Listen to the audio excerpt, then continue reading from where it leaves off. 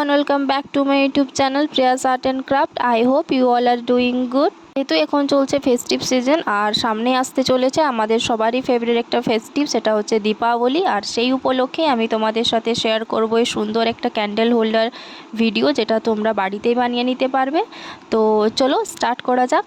এর জন্য দেখছো আমি সবার প্রথমে ক্লেটাকে কিন্তু রেডি করে নিয়েছি, আর তোমরা অলরেডি জানো কিভাবে রেডি করতে হয়।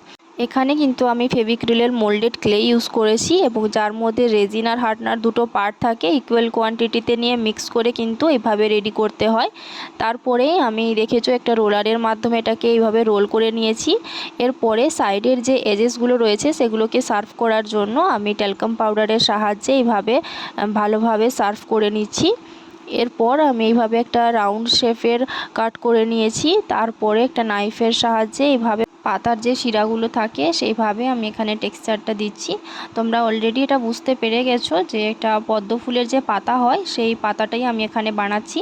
এরপরেই এটাকে রিয়েলিস্টিক লুক দেওয়ার জন্য এভাবে আমি একটা ব্রাশের সাহায্যে এরকম শেপ দিচ্ছি। তারপরে আমি ব্রাশটাতে এইভাবে রেখে দিয়েছিলাম শুকনো হওয়ার জন্য। যখন একটু শুকনো হয়ে গেছিলো তারপরে আমি ব্রাশটাকে বের করে নিয়েছিলাম, আর তারপরেই দেখছো এরকম একটা লুক এসছে। এরপরে আমি যে পদ্ম ফুলটা হয় সেইটা বানানোর জন্য কিছুটা ক্লে নিয়ে সেটাকে এইভাবে রোল করে নিয়েছিলাম, এবং সেখান থেকে ইকুয়াল কোয়ান্টিটিতে ভালোভাবে আমি কাট করে নিয়েছি। এতে আমি যে ফ্লাওয়ারের পাপড়িগুলো বানাবো সেখানে কিন্তু একই রকমভাবে শেপ আসবে, ছোট বড় হবে না। এই জন্য আমি ইকুয়াল কোয়ান্টিটিতে ফার্স্টে কাট করে নিয়েছি। এরপরেই দেখছো আমি প্যাটেলটা কিভাবে বানালাম। ফার্স্টে কিন্তু ক্লেটাকে এভাবে হাতের সাহায্যে রোল করে নিয়ে তারপরে এটাকে একটা ড্রপ শেপ দিয়েছি, এবং সামনের দিকটা তোমাদের মাথায় রাখতে হবে সবসময় যাতে ছুঁচলো থাকে। এরপরে যখন এটা বানিয়ে নিয়েছি তারপরে আমি একটা নিডলের সাহায্যে এইভাবে একটা টেক্সচার দিয়েছি। আবার একটা দেখাচ্ছি তোমাদেরকে করে, এইভাবে দেখো ড্রপ শেপটা দিয়ে নিয়েছি। তারপরেই কিন্তু আমি এভাবে করেছি। তোমরা চাইলে হাতের সাহায্যে করতে পারো, বাট তোমরা যদি একটা প্লাস্টিকের শিটের উপরে এটা করো তাহলে কিন্তু আরও ইজি হচ্ছিলো এটা করা। তো এইভাবে দেখো আমি সবগুলো প্যাটেল কিন্তু এইভাবে বানিয়ে নেব। ফার্স্টে আমি কিন্তু বড় সাইজেরগুলো বানিয়েছি, তারপরে আমি এর থেকে আরেকটু ছোট সাইজের বানাচ্ছি। তারপরেই দেখছো আমি আর কিছুটা ক্লে এখানে নিয়েছি, এবং তার উপরেই প্যাটেলগুলোকে ভালোভাবে বসিয়ে দেব। তোমরা কিন্তু সবসময় মাথায় রাখবে যখন ক্লে নিয়ে কাজ করবে, যে সারফেসটার উপরে কাজটা করবে সে সারফেসটা যাতে নষ্ট না হয় তার জন্য কিন্তু অবশ্যই একটা প্লাস্টিক শিট বিছিয়ে নেবে নিচে, আর তার উপরে কিন্তু একটু ট্যালকাম পাউডার ছিটিয়ে নেবে, এতে ক্লেটা কিন্তু স্টিকি হবে না। এরপরেই দেখছো আমার কিন্তু ফার্স্টের রাউন্ডটা হয়ে গেছে বসানো। এগুলো কিন্তু আমি চাইছিলাম একটু উপরের দিকে উঠে থাকুক, তার জন্য কিছুটা পরিমাণ আমি কাগজের টুকরোকে এইভাবে কেটে নিয়ে সেটা এইভাবে বসিয়ে নিয়েছি, যাতে একটু এগুলো রিয়েলিস্টিক লুক দেয় এবং একটু উঠে থাকে।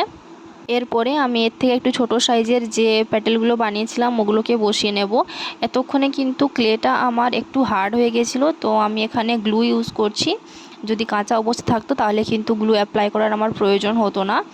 এগুলোতেও দেখছো আমি কিন্তু মিডিলে কাগজের টুকরোগুলোকে বসিয়ে দিচ্ছি যাতে এগুলো একটু উঠে থাকে। এভাবে আমি নিচের যে প্যাটেলগুলো বসিয়েছি তার মিডিল বরাবর এই প্যাটেলগুলোকে বসিয়ে নিচ্ছি। প্রত্যেকটাতেই কিন্তু আমি কাগজের টুকরো দিয়ে এভাবে শেপটা দিয়েছি। এই দেখছো আমার কিন্তু এখানে বসানো কমপ্লিট হয়ে গেছে। এরপরে আমি আর একটু ক্লে নিয়ে সেটাকে এইভাবে পাতলাভাবে বেলে নিয়েছি, তারপরে এবং নাইফের সাহায্যে এইভাবে আমি কাট করে নিয়েছি। এরপরে তোমরা কিন্তু ভালোভাবে লক্ষ্য করো আমি এইভাবে কিন্তু কেটে নিচ্ছি। একটু ছেড়ে ছেড়ে আমি এখানে কিছুটা অংশ কেটে নিচ্ছি। আমি কিন্তু এখানে একটা নিডলের সাহায্যে করছি, তোমরা চাইলে নাইফের সাহায্যে এটা করতে পারো। কিছুটা পোর্শন কেটে নেবে আর তার মিডিলের যে পোর্শনটা থাকবে ওইটাকে এখান থেকে বের করে দেবে, তাহলে কিন্তু এরকম একটা লুক চলে আসবে। তো এখানে কিন্তু আমার এটা কমপ্লিট হয়ে গেল। এরপরে আমি আর কিছুটা ক্লে নিয়ে এইভাবে কিন্তু রাউন্ড শেপ দিয়ে নিয়েছি। এটা কিন্তু একটু ছোট সাইজের নিয়েছি। এরপরে আমি যেটা বানালাম সেটাকে কিন্তু চারপাশ থেকে এইভাবে আমি লাগিয়ে নেব, আর যে খাঁচকাটা ভাবটা আমি করেছি সেটা কিন্তু উপরের দিকে রাখবো। এখানে আমি একটু এটাকে ভালোভাবে সিকিউর করার জন্য গ্লু অ্যাপ্লাই করছি। এরপরে আমি মিডিল বরাবর এটাকে আমি বসিয়ে দেব, তার জন্য এখানে গ্লু অ্যাপ্লাই করছি। এরপরে আমি মিডিলের যে পোর্শনটা রয়েছে সেটাকে আমি খাঁজ কাটা একটা টেক্সচার দেওয়ার জন্য ফার্স্টে কিন্তু আমি একটা নীলের সাহায্যে করছিলাম, কিন্তু ঠিকভাবে টেক্সচারটা আসেনি। এরপরে আমি একটা কলমের রিফিলকে তার পিছনের অংশটা দিয়ে এইভাবে আমি করেছি টেক্সচারটা। এরপরে কিন্তু একটু কালি আমার বেরিয়ে এসেছিলো রিফিলটা থেকে, তো এখানে একটু লেগে গেছে, বাট জেসো অ্যাপ্লাই করার পরে কিন্তু এটা অনেকটাই হাইড হয়ে গেছিলো। এরপরে দেখছো আমি পাতার কালারটা করে নেব, তার জন্য আমি ফার্স্টে গ্রিন কালার দিয়ে পুরোটাকে আমি কালার করে নেব। এরপরে আমি ব্লু কালারটা অ্যাপ্লাই করব সাইডের বরাবর ফার্স্টে, আর তারপরে আমি মাঝের বরাবরও এটাকে অ্যাপ্লাই করে নেব। যেহেতু গ্রিন কালারটা আমি এক্ষুনি অ্যাপ্লাই করেছি, তো ওটার সাথে এটা কিন্তু ভালোভাবে মিক্স হয়ে যাচ্ছে। তো এই মিক্স করার ব্যাপারটা তোমাদের কিন্তু ভালোভাবে করতে হবে, না হলে কিন্তু ভালোভাবে লুকটা আসবে না। ক্লে জুয়েলারি বানানোর ক্ষেত্রে সবথেকে ইম্পর্টেন্ট কাজ হচ্ছে কালারিং করা। জুয়েলারিটা তোমরা যেমনভাবে বানাও না কেন, যদি কালারিং করে সেটাকে ভালোভাবে ফুটিয়ে তুলতে পারো, যদি ভালোভাবে রিয়েলিস্টিক লুক দিতে পারো, তাহলে কিন্তু জুয়েলারিটা অনেকটাই আকর্ষণীয় হয়ে ওঠে।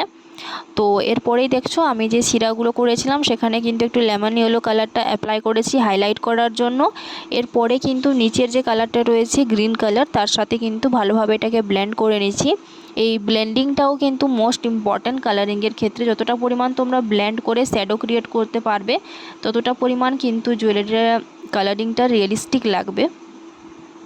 পরেই আসছে এই পদ্ম ফুলটাতে কালার করার পালা। এর জন্য আমি ফার্স্টে কিন্তু এখানে হোয়াইট কালারটা করে নিয়েছি, তারপরেই আমি একটা রেড কালারকে ইউজ করেছি এবং এই হোয়াইটের সাথে ভালোভাবে মিক্স করে নিয়েছি। এর ফলে আমি একটা বেবি পিঙ্ক কালারটা পেয়েছি। এরপরে আর কিছুটা আমি রেড কালারটা নিয়ে সাইড থেকে কিন্তু আমি দেখছো ভালোভাবে কিন্তু ব্লেন্ড করছি। ফার্স্টে তোমরা এই সাইড থেকেই কিন্তু লাগাবে, তারপরে আস্তে আস্তে মিডিল বরাবর নিয়ে আসবে এবং কালারটাকে ভালোভাবে ব্লেন্ড করবে। আর যখন ব্লেন্ড করা হয়ে যাবে তখন লাস্টের সাইডে কিন্তু আবার রেডের একটা কোট দেবে, যাতে একটু রেডি টাচটা থাকে। এরপরে আমি এইভাবে সেমভাবে কিন্তু প্রত্যেকটা প্যাটেলই এইভাবে করে নিয়েছি, আরেকটা তোমাদেরকে করে দেখাচ্ছি। আর নিচের যে প্যাটেলগুলো রয়েছে সেগুলোও কিন্তু আমি এই সেমভাবেই কালার করে নেব। এখানে কিন্তু আমি তোমাদেরকে যে ব্যাপারটা বললাম সেটাই ভালোভাবে দেখাচ্ছিলাম, যে আমি লাস্টে কিভাবে সাইডের পোর্শনগুলোতে হাইলাইট করার জন্য বেশি করে রেড কালারটা আবার ইউজ করছি। যেহেতু আমি এখানে রেডিশ টাচটা চাইছিলাম, অবশ্য আমি এখানে যে রেড কালারটা ইউজ করেছি সেটা পুরোপুরি রেড ছিল না, রেডিশ পিঙ্ক যে কালারটা হয় সেটাই ছিল। আর তোমরা অনেকেই আমাকে জিজ্ঞাসা করো আমি কালার করার জন্য কোন কালার ইউজ করি। আমি কিন্তু সবসময় কালার করার জন্য ফেভিক্রিলের যে অ্যাক্রেলিক কালার হয় সেগুলোই ইউজ করে থাকি। ক্লে জুয়েলারির ক্ষেত্রে কিন্তু জুয়েলারিটা বানাতে যতটা পরিমাণ টাইম না লাগে, ততটা তার থেকেও বেশি টাইম লাগে কালারটা করার ক্ষেত্রে। আর এক্ষেত্রে কিন্তু অনেকটাই ধৈর্য সহকারে কালারটা করতে হয়, আর যতটা পরিমাণ তোমরা ধৈর্য সহকারে কালারটা করো ততটা পরিমাণ কিন্তু ভালোভাবে কালারটা ফুটেও ওঠে। তো এখানে কিন্তু আমার প্যাটেলগুলো কালার করা কমপ্লিট হয়ে গেছিলো। আর মিডিলের যে পোর্শনটা ছিল সেখানে আমি এই লেমন ইয়েলো কালারটা দিয়ে কালারটা করছি ফার্স্টে, তারপরে একটু গ্রিন কালারটা নিয়ে এভাবে কালারটা করছি। আর সাইডের যে বর্ডারের জায়গাটা দিয়েছি সেখানেও কিন্তু আমি ইয়েলো কালারটা অ্যাপ্লাই করে কালারটা কমপ্লিট করে নিয়েছি। কালারটা যখন টোটালি আমার শুকনো হয়ে গেছিলো তখন কিন্তু আমি ভার্নিশের একটা কোট অ্যাপ্লাই করেছি এটাকে টোটালি সিকিওর করার জন্য। তো এই হচ্ছে এটার ফাইনাল লুক। তোমাদের কেমন লেগেছে তোমরা কিন্তু অবশ্যই আমাকে কমেন্ট করে জানাবে। চ্যানেলে যদি ফার্স্ট টাইম ভিজিট করে থাকো অবশ্যই চ্যানেলটাকে সাবস্ক্রাইব করে দেবে, আর ভিডিওটাতে লাইক করতে একদমই ভুলবে না। তো দেখা হচ্ছে আবার নেক্সট ভিডিওতে।